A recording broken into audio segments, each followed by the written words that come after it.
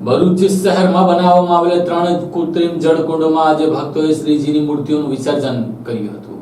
ભરૂચમાં 10 દિવસનું આતિથ્ય માણ્યા બાદ મંગળવારે ચુસ્ત પોલીસ બંદોબસ્ત વચ્ચે 3 કૃત્રિમ જળકુંડમાં શ્રીજીની પ્રતિમાનું વિસર્જન કરવામાં આવ્યું હતું। ભરૂચ જિલ્લામાં ગણેશ ઉત્સવે ભક્તોએ વાતે ગાતે વિઘ્નહર્તાને અગલે બરસતું જલ્દી આના કોલ સાથે વિદાય આપી હતી। શહેરના રાજમાર્ગ ઉપર ભવ્ય વિસર્જન યાત્રા નીકળી હતી, જેમાં મોટી સંખ્યામાં લોકો જોડાયા હતા।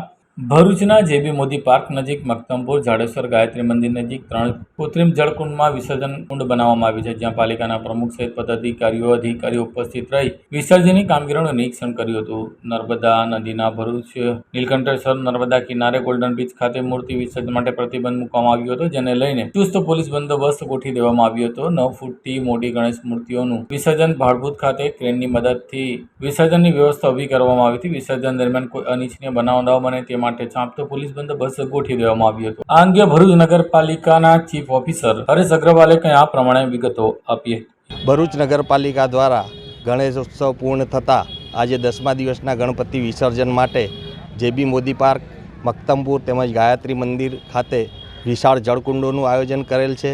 સદર જળકુંડ નર્મદા નદીના પવિત્ર નીરથી બનાવેલ છે। એ સિવાય અન્ય 4 પવિત્ર નદીઓનું એમાં જળાભિષેક કરી કુંડોને પવિત્ર કુંડ તરીકે સ્થાપિત કરેલ છે।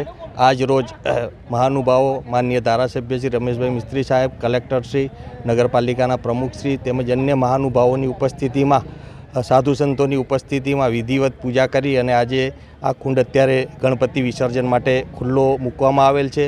નગરપાલિકા દ્વારા ખૂબ શાંતિથી સારી રીતે વિસર્જન થાય તે માટે સંપૂર્ણ તૈયારી રાખેલ છે અને આજનું આ વિસર્જનનો કાર્યક્રમ આપણે બધા સાથે મળી ખૂબ ઉલ્લાસભર્યા વાતાવરણમાં તેમજ શાંતિથી પૂર્ણ કરીશું એવી અપેક્ષા છે।